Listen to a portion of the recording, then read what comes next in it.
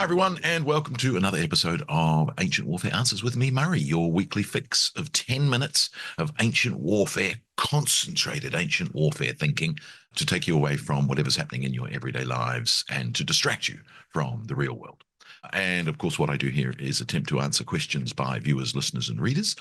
You can send me a question however you can, postcard, email, comment on a video or a previous podcast, randomly put a comment somewhere on the internet and hope it gets to us. You can send us an email at murray@caravanseraipublishers.com. Yell loudly if you're in Sydney, Australia, and maybe I'll hear it. Post a poster on a wall somewhere, and hopefully someone takes a photo and sends it through. Anyway, however you like, you can ask a question. You can, of course, back us on Patreon, one of three different levels: Legionary, Optio, and Centurion. That gives you $1, $5, and $10, and that may give you a copy of the magazine, either digitally or in print.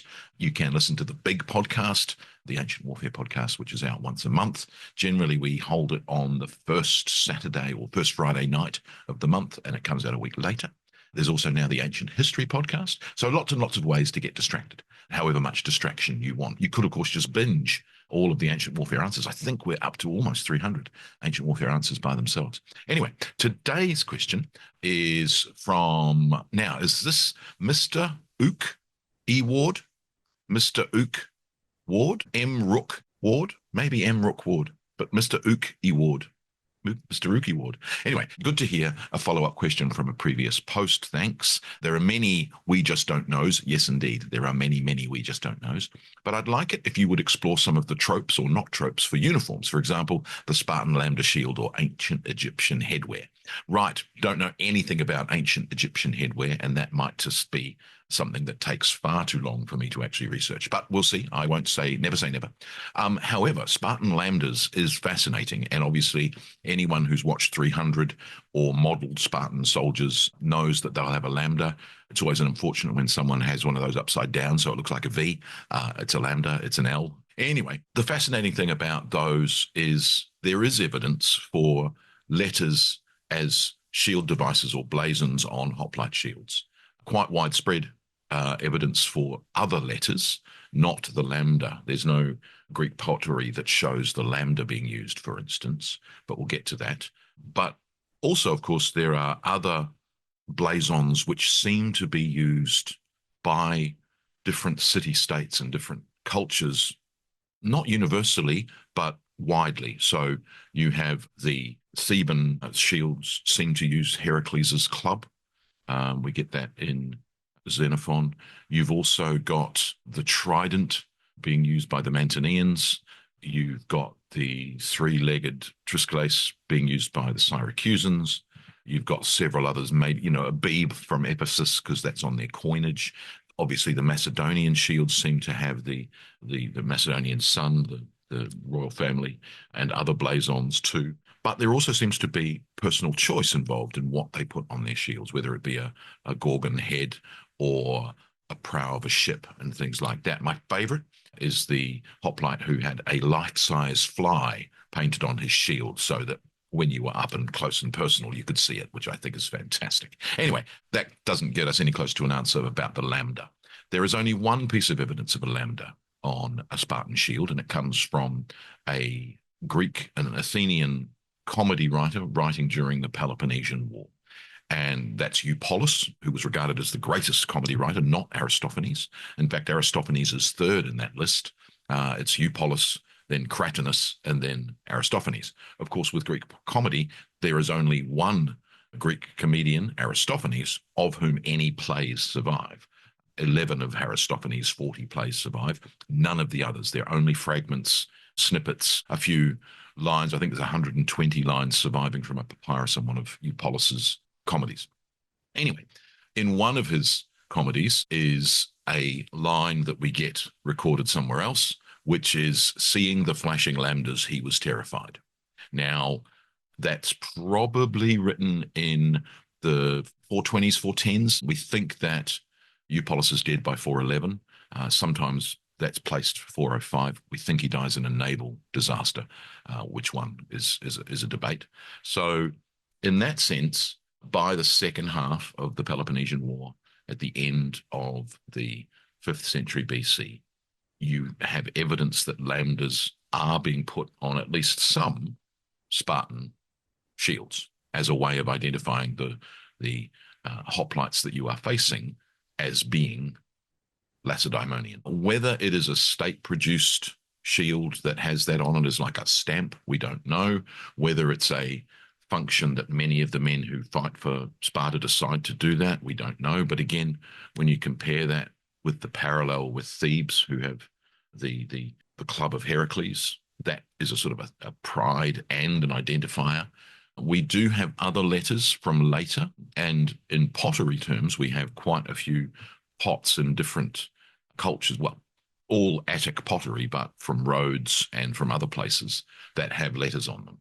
Now, interestingly, what we've got, for instance, there's a pot in Rhodes which shows a 6th century hoplitodromos, the run in hoplite armor, which again it's not a warfare context. So there's an E, an epsilon, and an alpha on these two shields. So you've got an A and an E, very obviously. Probably not Athens. Athens may have used the owl of Athena, but we're not sure. And again, there's lots of different options for shields. Could be any other Greek city with an A. And it almost seems to be that if you got one, if you put E on first, no other city who began with an epsilon could actually name use an E on their shields, because it would be confusing. Having said that, one of the anecdotes about letters on shields is a stratagem to make the enemy think that you're from a different city. So they put an S on their shield, a sigma, so that you would think that they were from a particular city, but in fact they're from a different city. Anyway, we'll get to that. So we've got A's, and we've got other letters as well. There's a couple of others that seem to have the PH, theta as well. So in that sense, there are definitely letters which are the symbols of those cities. We have pottery from the 6th century and into the 5th century, which show those letters on various shields. And we've got this one line surviving from Eupolis telling us that there were lambdas on Spartan shields. Now, what that's become in popular imagination is every Spartan shield has a lambda to represent Lacedaemonia or Laconia. And of course, Spartan, Lacedaemonian, Laconian is a very kind of odd thing. Most of our sources don't talk about Spartans. They talk about Lacedaemonians, which in English gets translated into Spartans, but it's a different thing. So you've got Sparta, the city, and you've then got Lacedaemonians from Lacedaemon, the area around Sparta, who were citizens of Sparta. And then you've got Laconia, which is the bigger region, and then all sorts of other problems. So you then have as I said, the Ciconians and the Mantineans.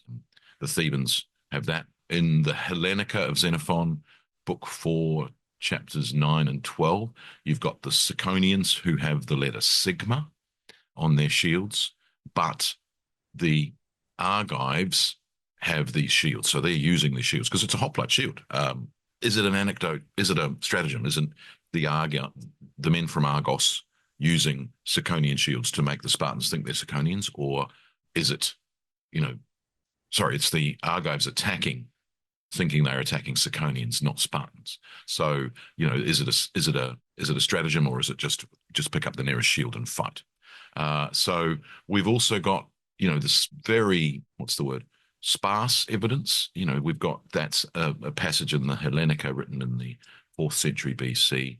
You've then got this fragment of Eupolis written in the late 5th century BC, but only preserved in the 10th century AD by Photius in his Bibliotheca. So, we've got that.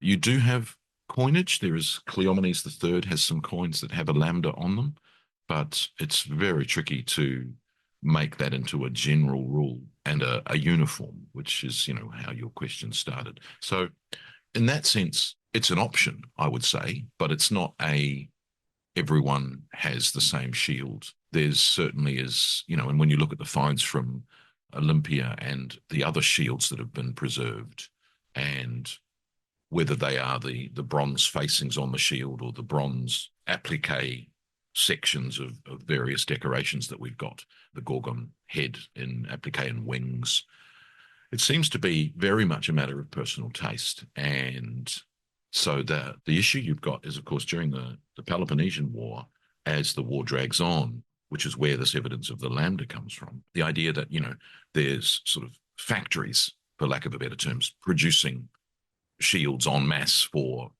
the hoplites. You've also got at the same time the de-armoring, for lack of a better term, of hoplites, that they're no longer wearing thorax armor.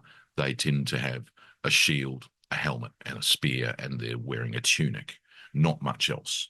However, in the 4th century, you get the re-armoring of hoplites and then phalangites. And you also get the sort of, not even that, so that in the 450s BC, we seem to find the greaves, which were very useful, obviously, against arrow-based enemies during the Persian Wars. They tend to drop out. The art of the 450s onwards, when we can date it reliably, shows hoplites without greaves. But greaves come back again in the 4th century, again, as they're sort of facing arrow-based enemies. So that idea of this is a development and a single line is false, that there's actually a whole bunch of permutations going on and things becoming trendy and trends occurring. You've got several ideas that under the hoplites in the 4th century and then the development of the phalangites, that again, are they all having the same type of shield? We've got the silver shields and the white shields. Is it the same design? And again, when you look at the world of military miniatures, yes, they're all the same shield. I don't know. I think that they're probably, again, much more individualized and an individual choice. And the problem we've got in many ways is the lack of survival of shields, whether it be Greek or Roman. So I think it's a personal choice and it's an option. And I think there's the idea that it's state produced is probably a wrong-headed one, that they may have been churned out in great quantities, but I think they can still be individualized, but that there's an esprit de corps that's coming through in whether you have a Lambda or a Sigma or whatever on your shield.